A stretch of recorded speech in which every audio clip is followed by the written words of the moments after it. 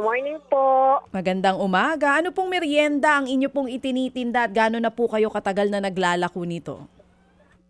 Mga 3 taon na rin po siguro di Chacha. Oo. Ano mga paninda Ano po, po yan? maruya po. Wow, sarap. Maruya, banana Q. Pansit. Tapos minsan may pansit. Oo. Nagbo-burger din po. Ba, nagugutom burger. ako. Pang merienda. Ngayon po ba kasi dati meron 5 piso isang plastic nung pansit eh. Ngayon po ba magkano na?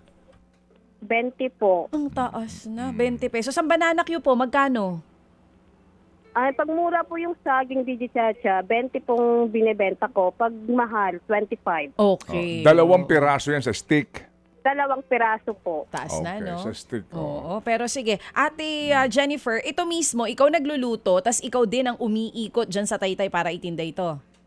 Opo. Magkano po ang kita ninyo sa isang araw? Depende po yun sa pagtitinda. Minsan po may 400, may 450. At ito, Minsan may 300 pag konti lang paninda ko. oo. Meron po kayong 2 anak. Ano pong edad ng mga bata?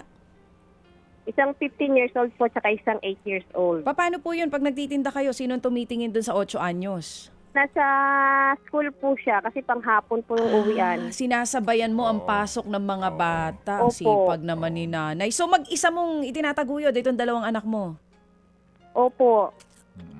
Alam mo, Sipag, Jennifer, sipag. wala akong ipinapangako pero nararamdaman ko kung ikay tapat sa iyong kwento, this is your lucky day. Wow.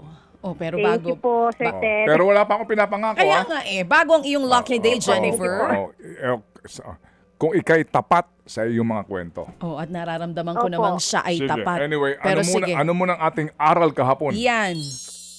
Opo, ito po. Santiago 2:25. Ganoon din si Rehab. Ang babaeng bayaran, itinuturing siyang matuwid dahil itinago niya ang mga espiya ng mga Israelita at itinuro ang ibang daan para makatakas sila. Amen. Ganito, Amen Jennifer. po. Jennifer, ikay nakikinig sa aming programa sa radyo. Opo. Alright. Kailan pa? Noong 2022 pa po, Sir Ted. Oh, hindi Noong na. una po dun sa nasa kabila pa po kayong station nun. Oo. Naputo lang po yun, Sir Ted, kasi nagkaroon kami ng problema sa kuryente. Oo, pero hindi namin inuobliga ang lahat ng aming tagapakinig na alam niyo yon, yung as in nakikinig araw-araw o matagal na Opo. nakikinig. Wala kaming ganun na pinipili. Ang amin lang, kung nakikinig ka ngayon, salamat ng marami. Kung nakikinig ka starting lang kahapon, okay lang sa amin yon. Kung Facebook ba Opo. yan, YouTube ba yan, TV ba yan, o saan mang medium, basta tapat ka lang sa iyong kwento. Yun lang ang sa amin dito. Opo, Sir Ted. Doon tayo magsisimula. Jennifer, sige, kung nakikinig ka sa amin, sa estasyon namin ngayon, ano ang aming Opo. frequency? 105.9 po, Sir Ted. Oo. Kung nakikinig ka sa amin, Sa True S. ano ang oras na simula ng aming programa? Alas 6 po hanggang alas 10. Oo. Anong mga araw ito? Lunes hanggang Biyernes po, Sir Ted. O, sige. At ikaw, kung nakikinig ka sa amin, meron ka bang naaalala, natatandaan na naging contestant namin sa lahat ng mga nagkwento ng kanilang kwentong buhay? Sino ang Opo. tumatak sa'yo? Yung hindi ko na po kilala. Hindi, Yung pong tinutulungan yung- marami yan. Oo. O, isa lang na tumatak sa isip mo na naging winner ng pa-contest na ito at bakit? Yung tinutulungan niyo po yung poperahan po yung sa kidney niya yata. Matagal na po yun, Sir Ted. Anong storya Tapos niya? isang nasa Oo. kainta.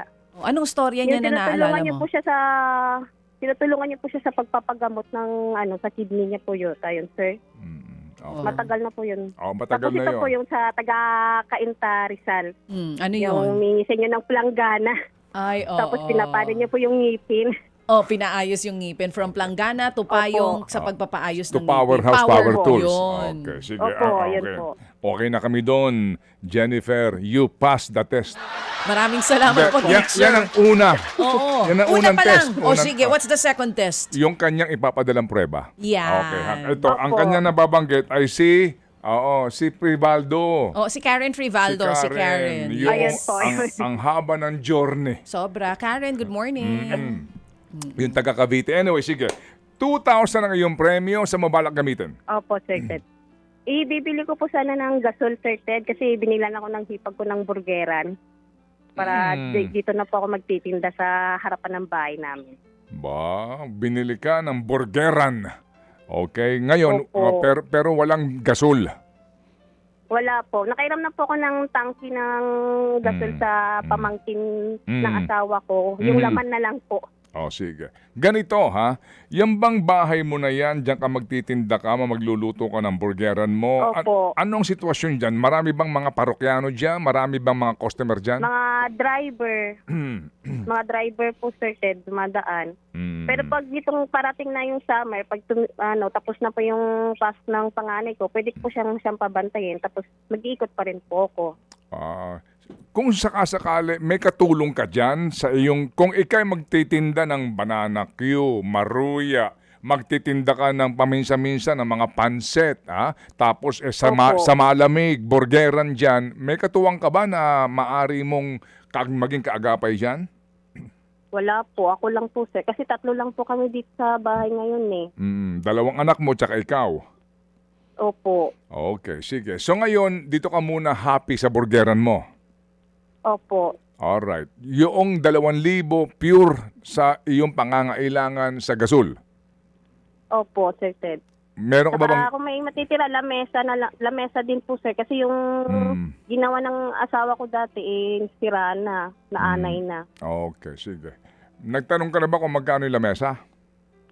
Hindi pa po, Sir Ted. Okay. Kung sakasakali, ganito ha, papadalhan ka namin hindi lang ng 2,000. Gagawin na namin tong 5,000 piso. Okay? Nako, thank you po. Pero gusto namin makita yung lamesa na bibilhin mo, ha? Opo. Yung gasol, Opo. oo, tsaka yung burgeran na iyan, Opo. okay? And then, gamitin mo ng puhunan yung sobra.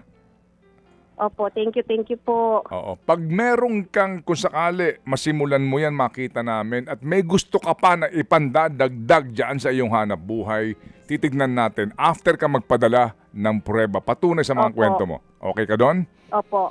Opo, Sir Ted. Oo, sige. Pasalamat ka kay Happy K, Happy Man, at kay Happy Golfer sa ating mga Happy Anonymous sa unang 5,000 na tatanggapin mo.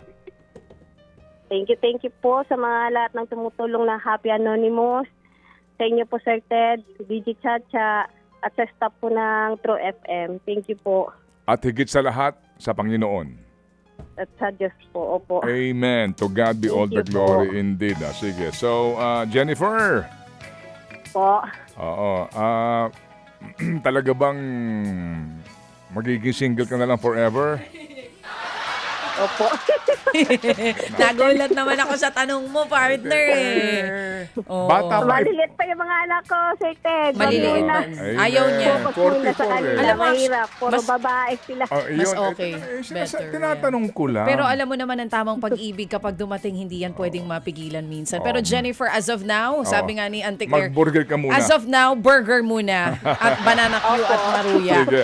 Oo. Okay, Jennifer, again, this is your lucky day. Patunayan mo lamang ang Thank you katapatan po. sa iyong kwento. Mabuhay ka, Jennifer, ha? Mabuhay ka. Salamat Thank na you marami. po. Opo. Thank you. Mga kapatid, brothers and sisters, saan ka pa? Dito na tayo sa totoo. Dito na tayo sa True FM. Mga kapatid, mag-subscribe and follow po kayo sa social media accounts ng True Network PH. Yan po kami. Hanapin nyo lang True Network PH, Facebook, Instagram, YouTube, TikTok, and podcast. Mapa Apple or Spotify man yan, mahahanap nyo kami. Lahat ng mga napapanood at napapakinggan nyo po sa programa, nasa social media accounts namin yan. So, paano mga kapatid? See you sa social media! Dito tayo sa totoo, tunay at tapat.